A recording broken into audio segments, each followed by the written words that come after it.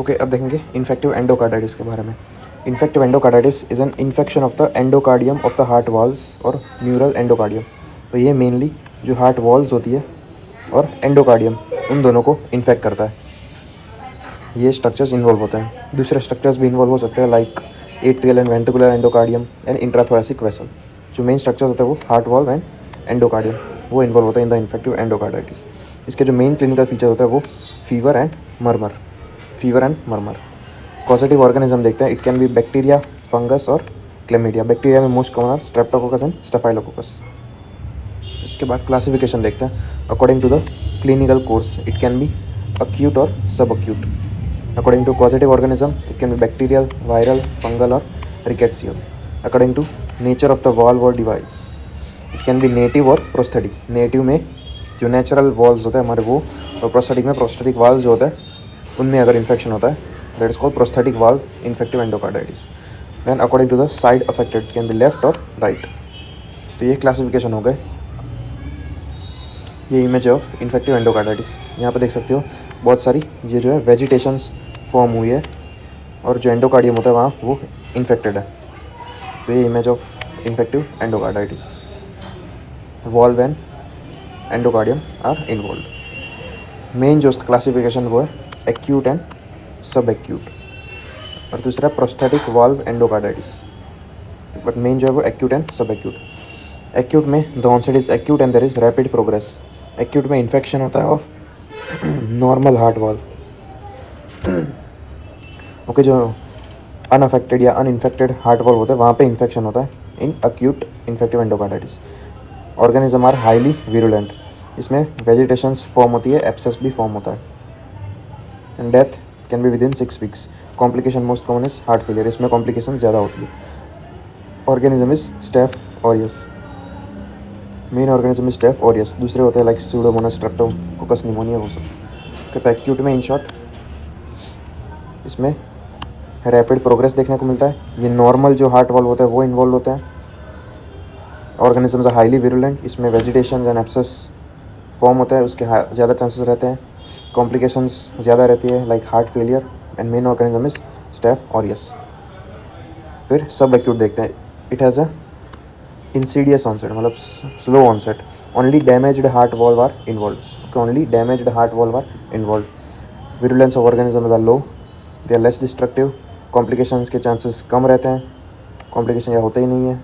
It has slow progression. Organisms are streptococcus viridans, HACEK group and Streptococcus bovis, ये organisms involve है। तो ये था acute and sub acute. Prosthetic heart valve में जो involve होता है वो होता है स्टेफाइलोकोकस एपिडर्मिडिस, स्टेफ एपिडर्मिडिस। ये again causative organism, most common is streptococcus viridans in native valve, streptococcus viridans. Staph aureus in IV drug abuse patient. Staph epidermidis in prosthetic valve infective endocarditis. Then enterococcus and HACEK group organisms. Positive organisms हो गए। Predisposing factors are underlying heart disease, any cardiac disease, stenosis, tetralogy of fellow, ventricular septal defect, impaired host defence, immuno compromised patient, bacteria, UTI और dental procedures, ये प्रीडिस्पोजिंग factors. उसके बाद pathogenesis.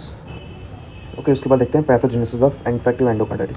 इसको हम 2 part में divide करेंगे, एक थ्रोम्बाई कैसे फॉर्म होता है, दूसरा सोर्स ऑफ बैक्टीरिया क्या होता है। तो पहले सोर्स ऑफ बैक्टीरिया देखते हैं। तो source of bacteria can be IV drug abuse, dental procedure, skin infection, open wound, surgical procedure. तो ये सारे सोर्सेज ऑफ बैक्टीरिया हो सकते हैं। यहाँ से बैक्टीरिया बॉडी में या ब्लड स्ट्रीम में एंटर करेगा। दूसरा, थ्रोम्बाई फॉर्म कैसे होता है।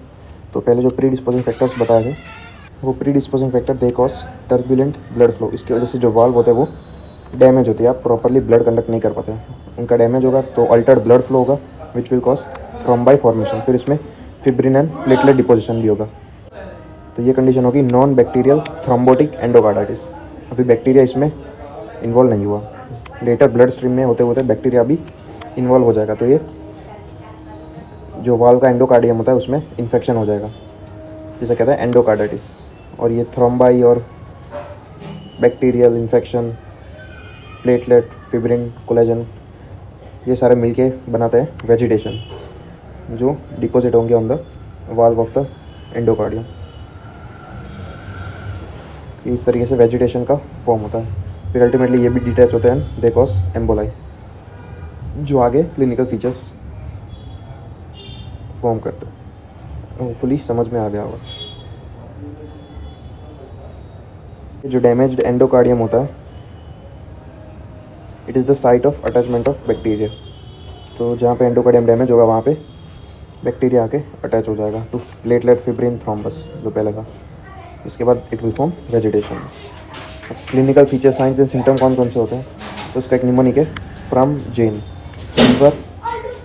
Fever, Roth spot, Osler's node, murmur, Janeway lesion, anaemia, nail bed haemorrhage and emboli, और लास्ट में फोकल सेगमेंटल ग्लोमेरुलोनेफ्राइटिस। ये तो रेयरली होता है। तो मेन ये सारे साइंस एंड सिम्टम्स हैं। फीवर हो गया। रॉथ स्पॉट्स क्या होता है? They are antigen antibody complex deposit in the eye in the form of retinal haemorrhagic spots. तो कुछ इस तरीके का हमें दिखेगा। ये रेटिना है, यहाँ पे हमें retinal haemorrhages with small clear centres ये देखने को मिलेंगे। इसे कहते हैं रॉथ स्पॉट्स।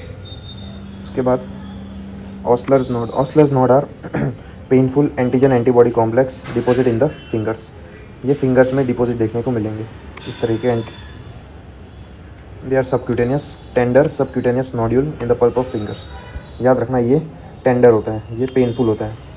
ऑस्लर्स node are painful. दूसरे उसके बाद है murmur due to turbulent blood flow. फिर है Janeway lesion. They are erythematous nodule due to emboli. They are small painless nodule on the palms and sole. तो ये जेनावेज लीजन, ये जेनावेज लीजन इस तरीके के लीजन देखने को मिलेंगे। They are non tender macules on the palm and sole. कि ऑस्लर्स नोड होता है वो जो फिंगर्स होती है वहाँ पे देखने को मिलता है, और वो पेनलेस होता है, नॉन टेंडर सॉरी वो पेनफुल होता है, टेंडर होता है। जबकि जेनावेज लीजन वो पाम्स एंड सोल में देखने को मिलता है और वो नॉन टेंडर पेनलेस होते हैं। They are erythematous phenomena. या और जो ओस्लर्स नोड होता है वो इम्यूनोलॉजिकल फिनोमिना, वो एंटीजन एंटीबॉडी कॉम्प्लेक्स से बनता है और ये ब्लड हेमरेजिक स्पॉट्स है। इसके बाद सब अंगल या स्प्लिंटर हेमरेजेस भी देखने को मिलते हैं ऑन द नेल बेड इस तरीके के। फिर जेनावेज लीजन हो गया। फिर anaemia, nail bed haemorrhage and emboli. Emboli जो होता है in the form of vegetation detach from the wall and they deposit elsewhere like in kidney. They can cause focal segmental glomerulonephritis की बहुत सारी चीज़ें हो सकती हैं, लेकिन ये main signs and symptoms fever, Roth spot, Osler's node, murmur, Janeway lesion, anaemia, nail bed haemorrhage and emboli. उसके बाद साइंस कौन कौन सी होती है देखने को मिलती है? तो एविडेंस ऑफ इन्फेक्शन, इसकी साइन हम देखने को मिलती है बाय फटीग, टेंडरनेस या tiredness, anorexia, clubbing, splenomegaly. And evidence of valve lesion by murmur which is diastolic murmur देखने को मिलता है। एविडेंस ऑफ एम्बोलिज्म में क्यूटेनियस मैनिफेस्टेशन में purpura petechiae, Janeway lesion, Roth spot. फिर सेप्टिक इन्फेक्ट और abscess spleen में स्प्लीनोमेगाली, किडनी में हेमेचूरिया, ब्रेन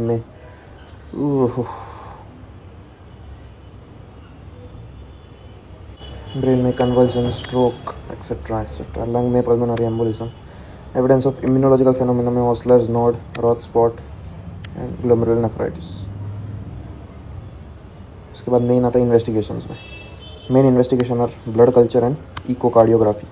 ब्लड कल्चर में हम ऑर्गेनिज्म को आइडेंटिफाई करेंगे और एंटीबायोटिक थेरेपी वो डिसाइड करेंगे। At least 3 blood samples over 24 hour. तो we have to take at least 3 blood samples over 24 our.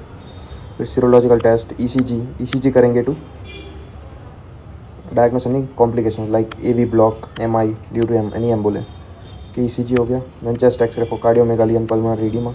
Echocardiography, उसमें हमें दिखेगी we can identify the presence and size of the vegetation, assess valvular damage, abscess formation, assess cardiac function and detect any intracardiac complication। तो ये intra echocardiography. तो cardiography भी trans oesophageal हो सकती है या फिर trans thoracic. Trans oesophageal is invasive, इसमें इसोफेगस के अंदर हम प्रोब डालते हैं उसके बाद करते हैं। ट्रांस थोरेसिक में normally it is non invasive, so it is routinely done. फिर सीबीसी करेंगे, उसमें हमें अनीमिया एंड ल्यूकोसाइटोसिस वो देखने को मिलेगा। Then ESR CRP will be elevated. Urea creatine in elevated, ये सारा इन्वेस्टिगेशन हुआ है। Main is blood culture and echocardiography and ECG and ESR and CR, ये सारे इंपॉर्टेंट इन्वेस्टिगेशन। फिर एक criteria which is modified Duke criteria, इसमें भी है major criteria and minor criteria. Major criteria में दो चीज़ें हैं, positive blood culture and evidence of endocardial involvement. Positive blood culture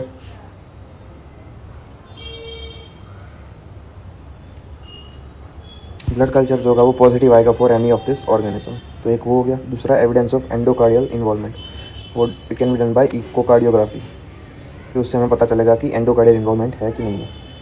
तो ये मेजर क्राइटेरिया हो गए। अब माइनर क्राइटेरिया में क्या क्या आता है, एक होता है प्री डिस्पोजिंग हार्ट कंडीशन और IV ड्रग अब्यूज़, फिर है फीवर, फिर वास्कुलर फेनोमेना जो पहले बताया था, emboli, infarct, mycotic aneurysm, Janeway lesion. जो जेनावेज लीजन था वो painless nodules on the palm and sole, वो था वास्कुलर फेनोमेना। फिर इम्यूनोलॉजिक फेनोमेना, उसमें Osler's node and Roth spot. Osler's node था painful on the pulp of the finger.